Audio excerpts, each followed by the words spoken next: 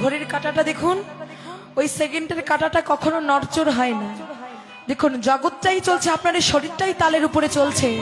যদি হাতের মধ্যে তালটা বেতাল দেন তাহলে কিন্তু রসভঙ্গ হয়ে যাবে। হরি বল। বলছি ও মা, তোমাদের করতাল আছে নাই? হ্যাঁ এবার বুঝেছো? ও ঠাম্মা বুঝেছো? হ্যাঁ বাজাবে তো? বাহ, একটু সবাই মিলে একসাথে বাজাবো, কেমন? জয় রাধে। আজে করতালে বলে করতাল, করতাল বলে করতাল, করতালে বলে করতাল, করে করে করতালে করতালে বলে ও গো করে করে তাল দিয়ে করতাল বলে করতাল, করে করে তাল দিয়ে করতাল বলে করতাল, করে করে তাল দিয়ে করতাল বলে করতাল, করে করে করতালে করতালে বলে করতাল, ওকে করে করে করতাল করতাল বলে করতাল, করে করে করতালে করতালে করতাল, করে করে করতাল করতাল করতাল, করে করে করতাল করতাল করতাল, করে করে করতাল করতাল করতাল, করে করে করতাল করতাল বলে করতাল, বলে করতাল। আজ খোল করো তালো আদি সুমেল করিয়া,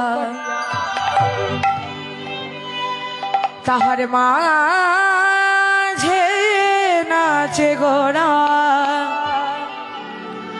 জয় জয় দিয়া, জয় জয় জয় জয় দিয়া।